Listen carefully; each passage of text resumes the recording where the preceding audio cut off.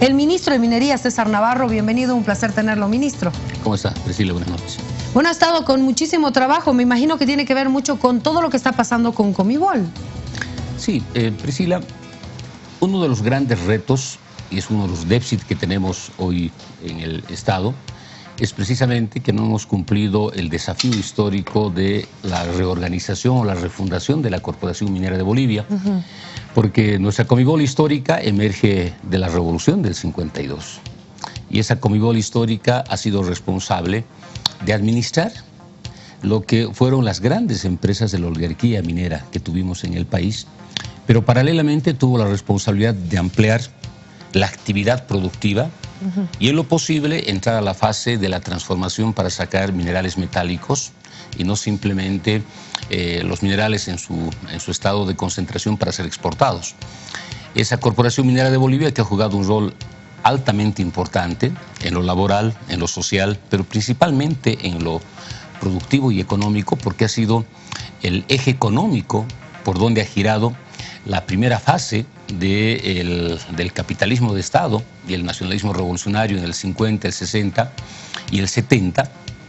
Ha sido una Comibol que ha sido prácticamente golpeada, desarmada y destrozada por el neoliberalismo, porque esa Comibol que estaba responsable de dirigir la cadena productiva, responsable de organizar y dirigir las diferentes empresas productivas en el país, al extremo que el presidente de la Corporación Minera de Bolivia, Priscila, tenía rango de ministro. Ya no era una persona más o no era un cargo más. Es decir, el nivel jerárquico de la Comibol era tan sustantivo que hacía determinante el comportamiento productivo, porque había una importante transferencia de excedentes e impuestos al Tesoro General de la Nación, y eso implicaba una redistribución en diferentes actividades productivas o de servicios que el país en su momento lo requirió. Pero el 85 se da un paso drástico, y esa Comibol que estaba responsable de dirigir la cadena productiva, de liderar un importante proceso de la economía boliviana, se reduce a su mínima expresión. Y por eso que, primero que el 21060 lo que hace principalmente es quitarle la esencia de la Comibol al cesar diferentes empresas y esas empresas privatizarlas.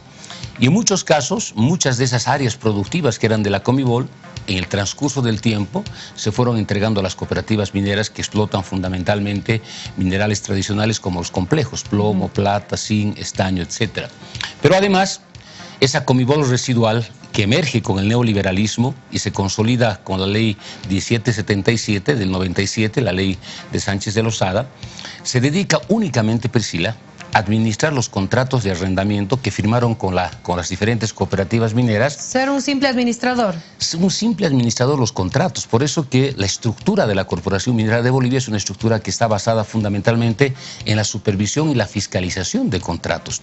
Y las fuentes de ingreso de la Corporación Minera de Bolivia, una empresa estratégica pública, tiene primero a las empresas privadas, producto de los contratos de arrendamiento, hoy contratos de asociación. Puede ser la empresa Pan American Silver, que está desarrollando su proyecto en San Vicente, en el sur potosino, o las empresas de la ex Comsur, Sinchihuayra, hoy Illapa, que es Bolívar y Porco, o las empresas o las cooperativas mineras que tienen contratos de arrendamiento y pagan el 1% del valor bruto de su producción como canon de arrendamiento por la explotación de yacimientos que están en áreas de la Comibol, en áreas nacionalizadas o áreas titularizadas. Por lo tanto, tenemos una Comibol que emerge del neoliberalismo, que administra contratos y no tiene una estructura que sea capaz de dirigir la cadena productiva e impulsar nuevos proyectos importantes para el país. ¿Cuál sería entonces la fórmula para hacer este cambio, esta refundación de Comibol? La ley de minería, la ley 535, que fue promulgada en mayo del 2014, establece con mucha claridad ya la creación de la Comibol como una empresa corporativa. ¿Qué significa una empresa corporativa? Una empresa corporativa es una empresa de empresas. ¿Qué quiere decir esto? Que tienes una empresa, cabeza, que tiene en su seno otras empresas. Pero esta empresa madre no es la que desarrolla la actividad productiva, sino a través de, y a través de sus empresas. Por lo tanto, lo que crea la ley de minería es una empresa corporativa. La Comibol se constituiría en la cabeza que no produce, sino que produce a través de sus filiales que en este momento están produciendo y puede asumir nuevos emprendimientos. Entonces, por ello que estamos planteando la organización de esta nueva Corporación Minera de Bolivia, empresa corporativa, que es una empresa altamente estratégica. ¿Cuál es la base productiva de esta empresa que estamos proponiendo?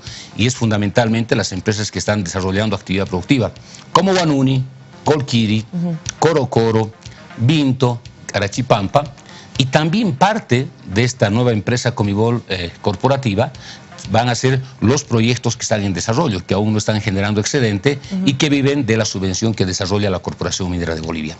Entonces, lo que estamos haciendo en este momento es, por un lado, clausurar de manera definitiva esa Comibol que nació con el neoliberalismo y la ley de Sánchez de Lozada del 97, y paralelamente vamos a crear una empresa corporativa que dirija la cadena productiva, pero que no se agote solo en la producción, la concentración y lo que fue desde la época de la colonia la exportación, sino fundamentalmente la refinación, y entremos a la fase de la industrialización. Cuando hablamos de una empresa, también se habla entonces del cambio de las condiciones de quienes trabajan para esa empresa. ¿O no? ¿Cómo va a funcionar? Porque eso es lo que no le ha gustado a la Federación Nacional de Mineros, que ya han puesto una posición en contra de esta reestructuración y que se quieren cambiar las condiciones que ellos tienen. No. Cuando nosotros hablamos que la estructura sobre la que está naciendo la nueva empresa Comibol son las empresas que están produciendo, establece con mucha claridad que el objeto de este decreto supremo es el cierre de esa vieja Comibol administrativa, pero ese cierre no alcanza de ninguna manera a las empresas filiales de la Corporación Minera de Bolivia. Es decir, no alcanza ni a Huanuni, ni a Colquiri, ni a Vinto, ni a Carachipampa, ni a Coro Coro. Es más, el mismo proyecto de decreto supremo que hemos presentado a los compañeros de la Federación Sindical de Trabajadores Mineros, porque les hemos entregado el proyecto de decreto supremo hace más de un mes aproximadamente, establece con mucha claridad en el artículo 12, hablamos del régimen laboral, dice: las trabajadoras y los trabajadores de la Comibol, empresa corporativa, están sujetos a las disposiciones incluidas en la Ley General del Trabajo.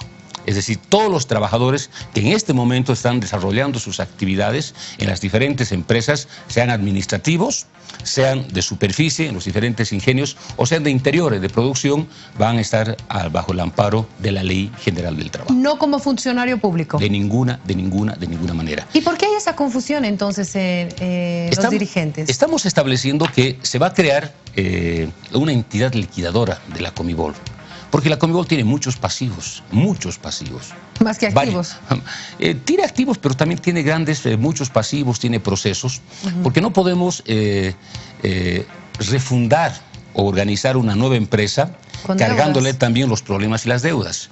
Por lo tanto, lo que estamos estableciendo es que se va a fundar una empresa liquidadora que básicamente se encarga de sanear todos los problemas que nos está dejando la actual Corporación Minera de Bolivia. Es decir, si le trasladamos estos problemas a la nueva Comibol, básicamente lo que estamos haciendo es cambiar de denominativo y seguir con las mismas características. Le damos el rol de que dirija la cadena productiva, pero va a estar perdida en resolver los problemas. Esta empresa liquidadora es básicamente que va a estar conformado por unos 50 funcionarios, abogados, auditores, ingenieros, etcétera, son los que van a estar sujetos al estatuto del funcionario público. Pero además su vida es temporal, es decir, la empresa Comibol, empresa corporativa, es indefinida en el tiempo. Es como de transición, mientras... No. La Comibol, empresa corporativa, va a tener una vida indefinida en el tiempo. Ya. En cambio, esta empresa Comibol liquidadora... Comibol liquidadora. Exacto, va a tener una duración no más de 1 año y medio a 2. Ellos sí están sujetos al estatuto del funcionario público. Claro, porque van a ser funcionarios contratados exclusivamente para resolver los procesos administrativos, los procesos penales que tenemos, para que puedan resolver y sanear muchos de los temas internos, incluso la inscripción de los predios y los bienes que tenemos distribuidos a lo largo y ancho del país. Por ejemplo, hoy Yacimientos cumple un rol tan importante que gran parte de sus recursos económicos van a universidades, van a municipios, van a gobiernos departamentales, pero la Comibol la infraestructura de la Comibol está prácticamente regada en los 9 departamentos del país. No existe universidad en el país que no tenga un bien, un terreno de la Comibol donde haya edificado algo. Es más, incluso al Poder Judicial, en el caso de Potosí, se le ha entregado predios para que se construya los edificios tanto del Poder Judicial del Distrito de Potosí como el Ministerio Público. Las universidades, etcétera, se han transferido diferentes bienes. Entonces, por lo tanto, esto tiene que tener un nivel de inscripción en derechos reales para ver cuál es el nivel de patrimonio que tiene hoy la Corporación Minera de Bolivia. Entonces, esta Comibol liquidadora se encargaría básicamente de ver estos temas administrativos, estos temas penales, pero la cadena productiva la va a llevar adelante nuestra Comibol empresa corporativa con sus empresas filiales, y estos van a estar regidos por la Ley General del Trabajo. ¿Esta Comibol liquidadora cuánto tiempo estaría trabajando más o menos? No más de 1 año y medio a 2. 1 año y medio a 2. Ahora, para que quede clara esta información, porque lo primero que se decía era, se quieren volver a los mineros y qué sé yo, como funcionarios públicos, eso se ha descartado. Pero este artículo dice también que, si lo podemos volver a leer, por favor, es muy importante, porque no afecta a quienes ya están, pero sí podría afectar a los futuros. No, tampoco. No. Tampoco, absolutamente. Eso es que tiene que quedar muy claro. Primero, Priscila,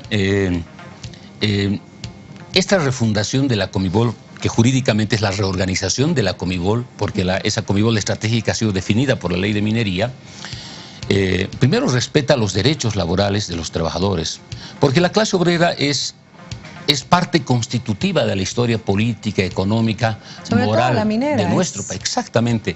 No se puede entender la historia moderna del país independientemente de la clase obrera. Y el neoliberalismo ha sido el que ha golpeado de manera drástica a la minería. Mira, en hidrocarburos ha promovido inversiones. En el caso de minería ha cerrado la Comibol productiva, ha cerrado los yacimientos mineros, se los ha entregado a las empresas privadas, al extremo que las empresas que estaban desarrollando su actividad productiva ha sido entregada al capital privado. Es más, cuando se estaba preveyendo la privatización, el informe de consultoría establecía que Colquiri debería de ser entregado a Comsur, que era titular Gonzalo Sánchez de Lozada, y destruyó a la clase obrera, que fue el baluarte del movimiento popular que derrotó a la dictadura militar y nos dio la democracia. Entonces, en ningún momento nosotros vamos a afectar el derecho de la clase obrera, que merece el respeto, porque son hombres y mujeres que se internan durante horas en los socavones o trabajan durante horas en los ingenios y generan riqueza. Y son estos mineros los que te dan regalías mineras a los departamentos, a los municipios, y esas regalías mineras se convierten en escuelas, en unidades educativas, se convierten en ítems para médicos, para profesores, se convierten en diferentes proyectos. Por lo tanto, este proyecto de decreto supremo, bajo nuestra concepción revolucionaria, no va a afectar el derecho de los trabajadores y van a estar regidos por la Ley General del Trabajo. Ministro, ¿podría usted convocar a los mineros para que se puedan reunir con usted? Porque creo que tienen otra lectura del decreto supremo, ¿no? Ellos están preocupados justamente por lo que le decía, que ellos iban a ser funcionarios públicos. ¿Se puede dialogar sobre este tema para explicarles cómo funciona? Sí, nosotros de hecho en las mesas de negociación que tuvimos con la Central Obrera Boliviana les explicamos la filosofía que estaba planteándose para la refundación de la Comibol, y también les entregamos el proyecto de decreto supremo.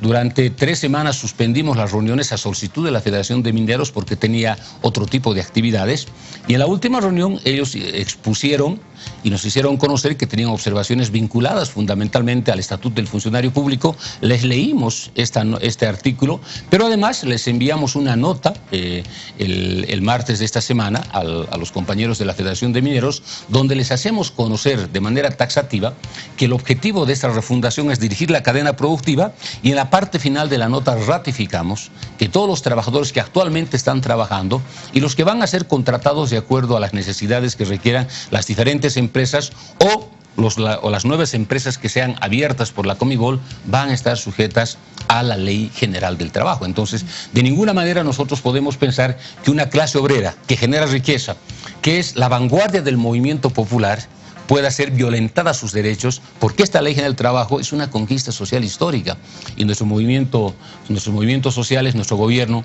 y el presidente Evo está profundizando derechos, porque tú ves la Constitución es una ampliación de derechos y esa ampliación de derechos se ejerce plenamente en la medida que un Estado sea capaz de ejercer esos derechos, y en el caso nuestro lo que estamos proponiendo con mucha claridad es respetar esos derechos que están históricamente consagrados en una ley que ha sido desarrollada y construida después de la Guerra del Chaco, en un periodo importante entre el 35 y el 52, y en esa época se ha creado incluso históricamente el Ministerio de Trabajo, y las 8 horas y los derechos sociales son conquistas sociales que se han ganado en las calles, ha tenido muchos muertos, y esos valores históricos jamás lo perderemos con este proyecto de refundación, por el contrario lo vamos a reafirmar.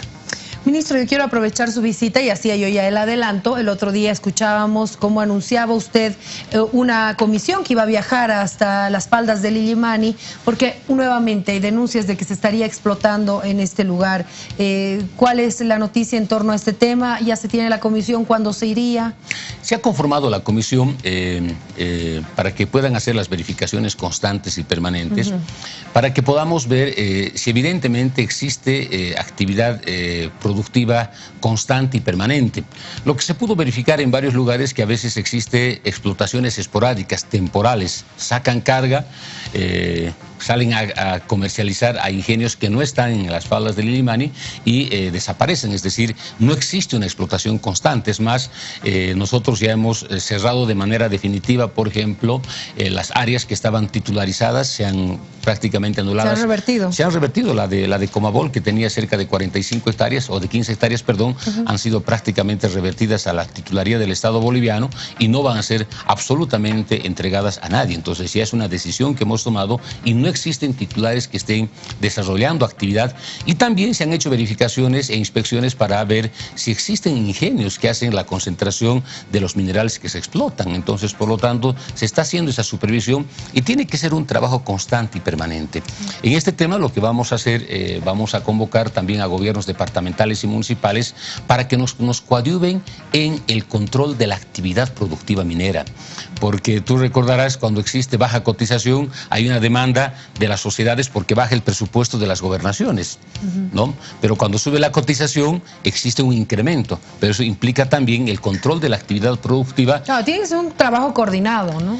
Coordinado no simplemente en la actividad productiva, sino incluso en el tratamiento de los minerales. Hemos entrado en una fase para la verificación de muchos ingenios que hacen la concentración de los minerales, los complejos que tenemos en el país, y las colas que son como una mazamorra química producto del tratamiento, de contaminación. A veces se vierte a los ríos. Sí. Entonces estamos en una fase de verificación de las contaminaciones ambientales y les hemos expresado a los mineros, sean privados, sean cooperativas, les hemos expresado que no les vamos a prohibir el derecho a producir, a explotar, pero también les hemos expresado que tienen la obligación de cumplir con las normas estatales y entre el tema ambiental. Es decir, el beneficio de hoy día no puede hipotecar el futuro de mañana. Exacto. Entonces estamos trabajando. Es más, incluso hay, como el caso de la Asociación de Ingenios de Potosí, por ejemplo, y ha impulsado proyectos importantes de la recirculación del agua. Eso implica que una optimización de la utilización del agua. Entonces, ese es un paso sustantivo importante.